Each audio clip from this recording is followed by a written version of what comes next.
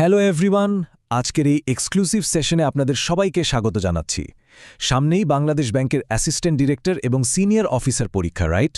আর এই পরীক্ষার জন্যই আজ আমরা নিয়ে এসেছি একদম zero fluff, to the point একটি স্টাডি গাইড। দেখুন, ব্যাংকিংয়ের থিওরি আর প্র্যাকটিক্যাল অ্যাপ্লিকেশনের মধ্যে ব্যালেন্স করতে গিয়ে কিন্তু অনেকেই খেই হারিয়ে ফেলেন। আর ঠিক এই সমস্যাটা সমাধান করতেই খালেদ মাসুদের comprehensive banking and financial knowledge book থেকে সেরা কিছু তথ্য নিয়ে আমরা সাজিয়েছি আজকের এই মাস্টার ক্লাস। আমাদের টার্গেট একটাই, ম্যাক্রো কনসেপ্ট থেকে শুরু করে একেবারে ভাইভা বোর্ড পর্যন্ত আপনাদের পুরোপুরি প্রস্তুত করা। তো চলুন শুরু করা যাক। শুরুতেই চলুন খুব কমন একটা ধারণা ভেঙে দেওয়া যাক। আচ্ছা, একটা ব্যাংক আসলে কেন ফেল করে বা দেউলিয়া হয়? অনেকেই হয়তো ভাবছেন, কেন? খেলাফিরিনের জন্য? তাই তো, কিন্তু না। আজকের সোর্স মেটেরিয়াল আমাদের দেখাচ্ছে যে শুধু ব্যাড লোন নয়, বরং লিকুইডিটি বা তারল্য, অব্যবস্থাপনা এবং দুর্বল সুশাসনও একটা ব্যাংকের জন্য ঠিক ততটাই মারাত্মক হতে পারে। সিরিয়াসলি, এই একটা বেসিক কনসেপ্ট যদি আপনারা ধরতে পারেন, দেখবেন ব্যাংকিংয়ের অনেক জটিল সমীকরণ এমনিতেই সহজ হয়ে যাচ্ছে। ওকে, চলুন দেখে নেই আজকের এজেন্ডায় কি কি থাকছে। মূলত 5টি অংশে আমরা পুরো সেশনটা কভার করব। প্রথমে ব্যাংকিং সিস্টেম উন্মোচন, এরপর bank risk management, policy rate decoding, bank circular navigation এবং সবশেষে পরীক্ষায় কিভাবে মাস্টার হওয়া যায় তার স্ট্র্যাটেজি। এটাই হতে যাচ্ছে আজকের সেশনের আলটিমেট রোডম্যাপ। তো প্রথমেই আসছি আমাদের প্রথম পর্বে, ব্যাংকিং সিস্টেম উন্মোচন। কোনো স্পেসিফিক বিষয়ে গভীরে যাওয়ার আগে গ্লোবাল এবং লোকাল ফাইন্যান্সিয়াল সিস্টেমের বড় ছবিটা বা মাইক্রোভিউটা বুঝতে পারা যে কোনো ক্যান্ডিডেটের জন্য কিন্তু একদম মাস্ট। এবার দেখুন, লিখিত পরীক্ষার খাতায় ক্যান্ডিডেটরা একটা খুব কমন ভুল করে বসেন। মানি মার্কেট আর ক্যাপিটাল মার্কেট, এই দুটোকে একদম গুলিয়ে ফেলেন। মনে রাখবেন, মানি মার্কেট মানেই হলো শর্ট টার্ম বা 1 বছর পর্যন্ত ফান্ড আর লিকুইডিটি ম্যানেজমেন্ট। অন্যদিকে ক্যাপিটাল মার্কেট হচ্ছে স্টক, বন্ড আর লং টার্ম ফাইন্যান্সিংয়ের জায়গা। জাস্ট এই সিম্পল বেসিকটা ক্লিয়ার থাকলে আপনাদের উত্তরে কিন্তু একটা সলিড ইম্প্যাক্ট পড়বে। এবার আসা যাক বাংলাদেশ ব্যাংকের ভূমিকায়। টপ টিয়ার ক্যান্ডিডেট হিসাবে আপনাদের অবশ্যই জানতে হবে যে কেন্দ্রীয় ব্যাংকের কাজ শুধু টাকা বা কারেন্সি ইস্যু করাতেই সীমাবদ্ধ নয়। মুদ্রানীতি বা মনিটারি পলিসি তৈরি, ব্যাংকিং খাতের রেগুলেশন ও সুপারভিশন, পেমেন্ট সিস্টেম তদারকি থেকে শুরু করে ফাইন্যান্সিয়াল ইনক্লুশন বা আর্থিক অন্তর্ভুক্তি সবই কিন্তু এর আন্ডারে পড়ে। একটা প্রো টিপ দিই, পরীক্ষায় যদি সাস্টেনেবল ফাইন্যান্স নিয়ে শর্ট নোট আসে আর সেখানে যদি আপনারা কেন্দ্রীয় ব্যাংকের এই ব্রড রোলগুলোর কথা একটু মেনশন করে দেন, এক্সট্রা মার্কস কিন্তু guaranteed. Moving on to a second section, bank risk management. এবার আমরা একটু থিওরি থেকে বের হয়ে ব্যাংকিংয়ের অপারেশনাল রিয়ালিটির দিকে তাকাবো। একটা ফাইন্যান্সিয়াল ইনস্টিটিউশন প্রতিদিন কিভাবে তাদের ঝুঁকি বা হ্যাজার্ডগুলো আইডেন্টিফাই করে আর সেটা ট্যাকল দেয়, চলুন সেটাই দেখে নিই। অ্যাসেট লায়াবিলিটি ম্যানেজমেন্ট বা ALM এর এই ছকটা একটু খেয়াল করুন। এখানে কিন্তু একটা মারাত্মক এক্সাম ট্র্যাপ লুকিয়ে আছে। ধরুন, আপনি শর্ট টার্ম ডিপোজিট নিলেন, কিন্তু সেটা দিয়ে লং টার্ম লোন দিয়ে বসলেন। রেজাল্ট, ব্যাংকে তৈরি হবে ভয়াবহ লিকুইডিটি ক্রাইসিস বা তারল্য সংকট। ঠিক এটাকেই বলে লিকুইডিটি মিসম্যাচ। এই পয়েন্টটা যদি আপনারা লিখিত পরীক্ষায় ঠিকমতো প্রেজেন্ট করতে পারেন, তবে এক্সামিনার ইমপ্রেসড হতে বাধ্য। এবার ক্রেডিট রিস্ক ম্যানেজমেন্টের এই স্টেজগুলো দেখুন। অরিজিনেশন, অ্যাপ্রাইজাল, অ্যাপ্রুভাল থেকে শুরু করে একদম রিকভারি পর্যন্ত। এই যে সিকোয়েন্সটা দেখছেন না, এটা শুধু প্র্যাকটিক্যাল ব্যাংকিংয়েই কাজে লাগে তা নয়, পরীক্ষার খাতায় যে কোনো এসে বা রচনা লেখার জন্য এটা একটা পারফেক্ট কঙ্কাল বা স্ট্রাকচার। এই ফ্লোটা মাথায় গেঁথে নিন। সোর্স ম্যাটেরিয়াল থেকে নেওয়া এই এক্স্যাক্ট কোড বা উক্তিটা একটু দেখুন। একটি ব্যাংক কেবল খারাপ ঋণের কারণে ব্যর্থ হয় না, এটি তারল্য অব্যবস্থাপনা, দুর্বল পরিচালনা, সাইবার ঘটনা, জালিয়াতি বা জনগণের আস্থা হারানোর কারণেও ব্যর্থ হতে পারে। বুঝতে পারছেন বিষয়টা কতটা গভীর? মডার্ন ব্যাংকিংয়ের রিস্কগুলো কিন্তু একটার সাথে আরেকটা একদম কানেক্টেড।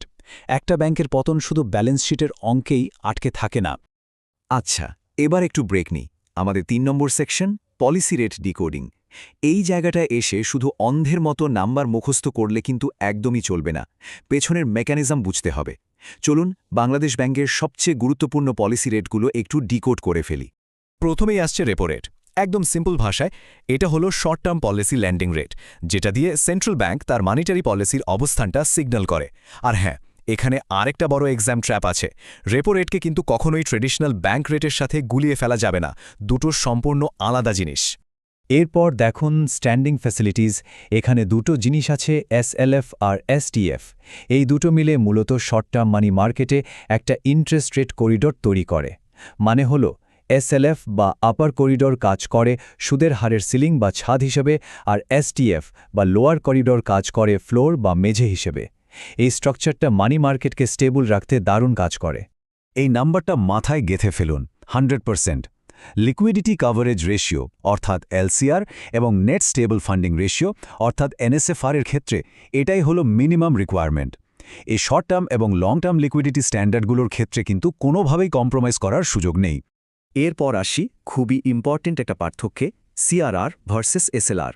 দেখুন, সিআরআর বা ক্যাশ রিজার্ভ রেশিও সরাসরি সেন্ট্রাল ব্যাংকের কাছে নগদে রাখতে হয়, তাই এটা সরাসরি ব্যাংকের ঋণ দেওয়ার ক্ষমতাকে কন্ট্রোল করে।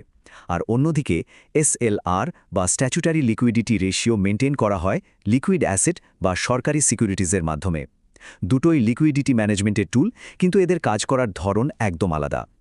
মুদ্রাস্ফীতি নিয়ন্ত্রণের সময় তাই কেন্দ্রীয় ব্যাংক সিআরআর বাড়িয়ে মানি সাপ্লাই কমিয়ে দেয়। অলরাইট, এবার আসছি আমাদের 4 নম্বর সেকশনে, ব্যাংক সার্কুলার ন্যাভিগেশন। এতক্ষণ তো আমরা পলিসি নিয়ে কথা বললাম, কিন্তু প্র্যাকটিক্যালি এই পলিসিগুলো দৈনন্দিন ব্যাংকিংয়ে কিভাবে কাজ করে সেটা বুঝতে হলে তো বাংলাদেশ ব্যাংকের সার্কুলারগুলো পড়তে হবে, রাইট? এই স্লাইডটার সবচেয়ে ইন্টারেস্টিং ব্যাপারটা হলো এখানে একটা দারুণ স্ট্র্যাটেজিক ফ্রেমওয়ার্ক দেয়া আছে। বলা যায় এটা একটা চিটশিট। ঘন এবং জটিল সার্কুলারগুলো থেকে এক্সামের জন্য দরকারি ইনফরমেশন বের করে আনার এটাই সবচেয়ে বেস্ট উপায়। সার্কুলারটা কাকে উদ্দেশ্য করে দেয়া, রুল কি, আর এর ইম্প্যাক্ট বা প্রভাব কি, জাস্ট এই পয়েন্টগুলো খুঁজে বের করলেই কাজ শেষ। লোন ক্লাসিফিকেশনের লজিকটা একটু খেয়াল করুন। একটা ঋণের মান কিভাবে ধীরে ধীরে খারাপ হয় তার স্টেজগুলো এখানে দেওয়া আছে। স্পেশাল মেনশন অ্যাকাউন্ট বা এসএমএ থেকে শুরু হয়ে এটা যখন ফাইনালি ব্যাড বা লস স্টেজে গিয়ে পৌঁছায়, তখন ব্যাংকের জন্য ম্যাক্সিমাম প্রভিশনিং রাখা বাধ্যতামূলক হয়ে যায়, আর লিগ্যাল অ্যাকশনে যাওয়া ছাড়া কোনো উপায় থাকে না। আর এই নন পারফর্মিং লোন বা এনপিএল এর ইম্প্যাক্টটা কিন্তু চেইন রিঅ্যাকশনের মতো। হাই এনপিএল মানেই হলো নিয়মিত ইন্টারেস্ট আসা বন্ধ। তখন ইনকামের বিপরীতে উল্টো ব্যাংকে আরও বেশি প্রভিশনিং রাখতে হয়। এর ফলে ব্যাংকের প্রফিটেবিলিটি ধপাস করে কমে যায় এবং নতুন লোন দেওয়ার ক্যাপাসিটিও অনেক কমে আসে। ওকে, আমরা চলে এসেছি আমাদের একদম ফাইনাল আর সবচেয়ে ট্যাকটিক্যাল ফেজে, পর্ব 5, পরীক্ষায় মাস্টার হওয়া।